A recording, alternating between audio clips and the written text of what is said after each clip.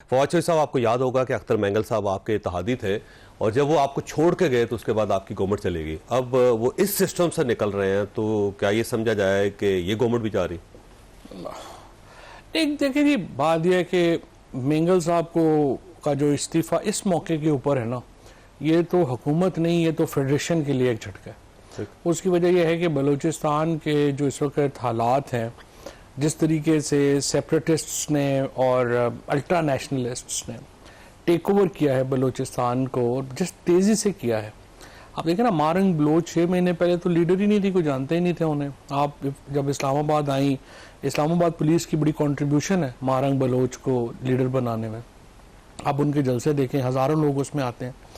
तो उसके बाद अब अता जो मेंगल साहब हैं और या दूसरे जो सरदार साहिबान हैं, एक तो देखिए प्रॉब्लम ये आ गया हुआ है कि उनको बलोच, आप अपनी कॉन्स्टिट्यूएंसी से बहुत दूर पॉलिटिक्स तो नहीं कर सकते। वो अगर असेंबली में रहते हैं और आप उनको स्पेस नहीं देते, एस्टैब्लिशमेंट का या हुकूमत का इस वक्त सबसे बड़ा प्रॉब्लम क्या है?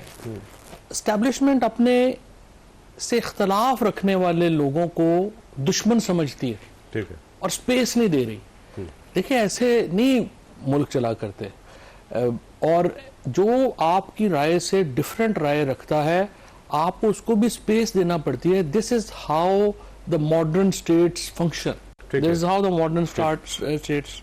अभी अताब मेंगल साहब का प्रॉब्लम यह है कि एक तरफ बलूचिस्तान के अंदर उनके मुकाबले के ऊपर एक बहुत बड़ी कॉन्स्टिट्यूएंसी क्रिएट हो गई है।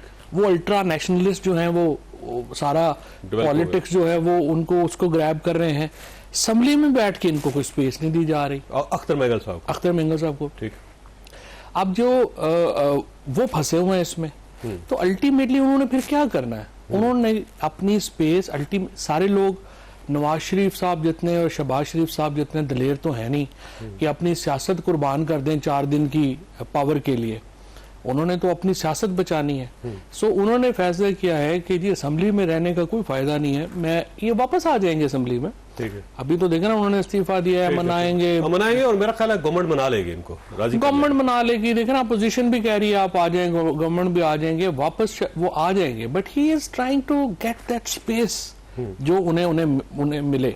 और अगर एस्टैब्लिशमेंट में लोग जो हों, जो थोड़ी पॉलिटिक्स समझते हैं, उनको वो स्पेस देनी चाहिए ताकि एक नेशनलिस्ट के साथ। आपको याद है जब अख्तर मेंगल साहब आपके साथ थे तो आप उस वक्त इनको मनाया करते, तो उस वक्त इनके क्या इशू थे? आपकी गवर्नमेंट पसंद नहीं आई, ये गवर्नमेंट भी पसंद नहीं आई? अख्तर मेंगल के उस वक्त इश्यूज बड़े छोटे थे। वो इश्यूज उस वक्त तो फंड्स के थे ना, कि हमें फंड्स दें, हमने खर्च करने हैं। वो सादिक संजरानी साहब के अपने इश्यूज थे।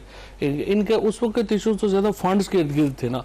और एक सामने उन्होंने रखा हुआ था वो मिसिंग पर्सन का केस, कि जी वो मिसिंग पर्सन जो है, हालांकि अभी आज उन्होंने कहा भी है कि 450 से ज्यादा लोग जो है वो इमरान खान की गवर्नमेंट में जो है वो रिहा हुए थे। बट उनका प्राइमरी इशू जो था वो फंड्स का था, और जो उस वक्त रिजॉल्व नहीं हुआ, जो हो जाना चाहिए था, दे देने चाहिए थे। कोई तो क्यों खान साहब नहीं फंड देना चाह रहे थे, क्या मसला था? खान साहब जो है वो MNA के फंडिंग के तो बड़े खिलाफ है। ठीक है, वो उसके ऊपर बड़े झगड़े रहते थे। क्योंकि देखे ना, प्रॉब्लम फिर हमारा भी तो डुअल था ना, या तो फिर आप लोकल गवर्नमेंट बहाल कर दें ताकि फंड वहां चले जाएं और वहां से खर्च हों।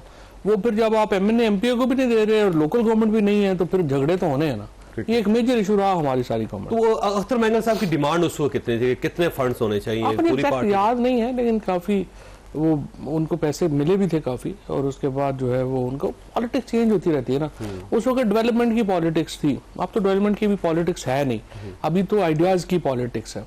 और इसीलिए आपने देखा है कि ना सिर्फ अख्तर मेंगल साहब जो हैं वो लैदा हुए हैं, मौलाना फजलुर रहमान साहब के ऊपर कितना जोर लगाया। जरदारी साहब गए, शहबाज शरीफ साहब गए, और आज कल की जो उनकी तकरीर थी असेंबली में वो आपने देखी है। उसमें उन्होंने सारी जो उनके साथ बातचीत मुज़ाकरात हैं, और तकरीबन उसको रिजेक्ट ही कर दिया ना। उन्होंने कहा आप फैसले नहीं कर सकते, आपकी हुकूमत ही नहीं है।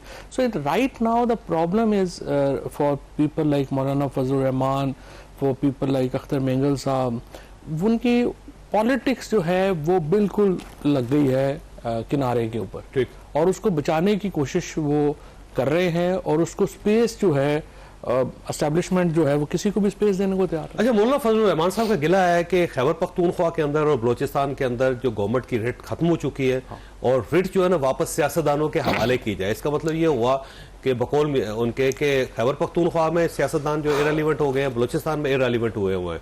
और क्या अली अमीन गंडापुर साहब इररिलेवेंट है? क्या उनके पास कोई इख्तियार नहीं? देखिए ना, ये तो बात सही है, उनकी इख्तियारात खैबर पख्तूनख्वा बलूचिस्तान का तो प्रॉब्लम नहीं है ना, पूरे पाकिस्तान का प्रॉब्लम है।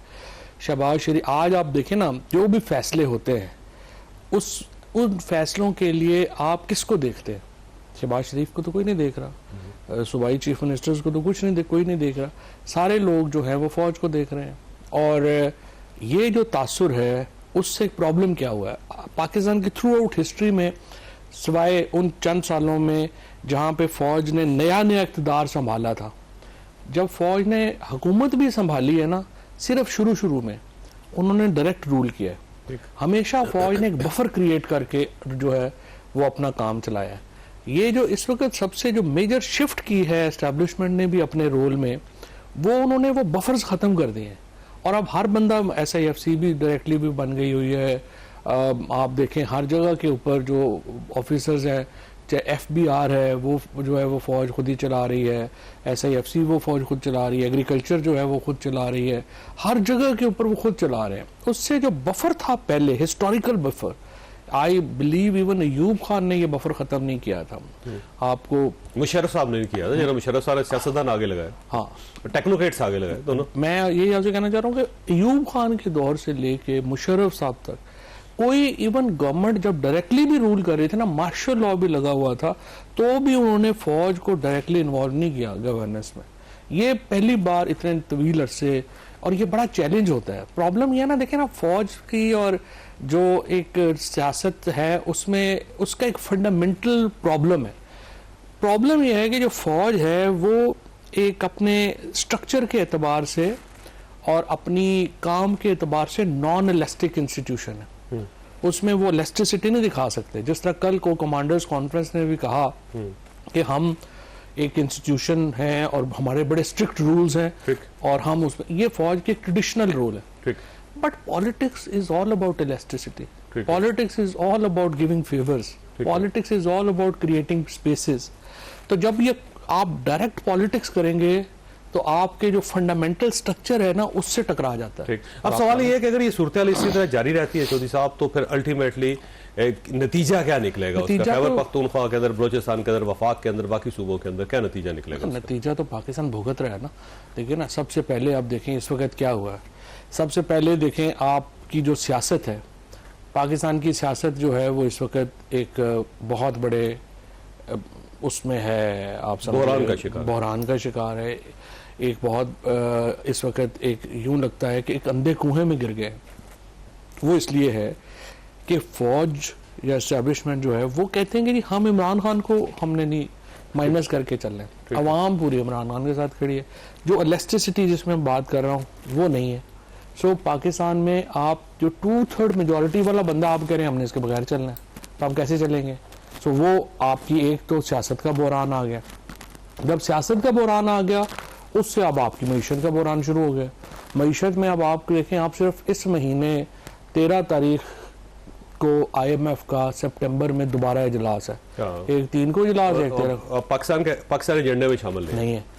अब हमें हर सूरत 28 सितंबर तक हमने आना है एजेंडे में। ठीक है। अच्छा, 28 तारीख तक अगर हम नहीं आते, 28 तारीख तक हम कैसे आएंगे?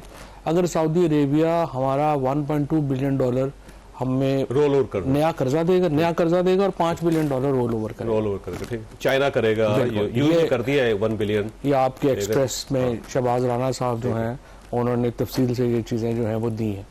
अच्छा, अब 28 तक जब अगर हम नहीं कर पाते तो फिर क्या होगा कि हमारा 2 महीने का जो इस वक्त शॉर्टफॉल है रेवेन्यू का, वो 98 अरब रुपया है, यानी तकरीबन 100 अरब रुपया आप समझ रहे। अब 100 अरब रुपए का शॉर्टफॉल आपका 2 महीनों का है। 1 महीना और चला जाएगा, वो चला जाएगा 250-300 के ऊपर, फिर चला जाएगा 300 के ऊपर, फिर आपको $500 मिलियन ये भी जो है आपको पूरे करने पड़ेंगे। तो आप एक क्राइसिस में आ गए। आपका पहले ही इतना बड़ा पॉलिटिकल बहरान है, उससे बड़ा इकोनॉमिक जो है वो बहरान जो है वो चलता जा रहा है। और गवर्नेंस तो आपके सामने है जैसे हो रही है, ठीक है। सूबों को समझ नहीं आ अच्छा, रही। वैसे एक सवाल आपके पास छोड़ के जा रहा हूँ कि शहबाज राना साहब ने दावा किया है कि पाकिस्तान ऑलमोस्ट डिफॉल्ट कर चुका हाँ, है, बिल्कुल। हम बस उसके ऊपर पर्दा डाल रहे हैं। अब ये इकोनॉमिक सूरत पाकिस्तान की तब्दील नहीं होती, पॉलिटिकल सूरत तब्दील नहीं होती, तो पाकिस्तान कहाँ होगा? छोटी सी ब्रेक और दोबारा जरूरत है।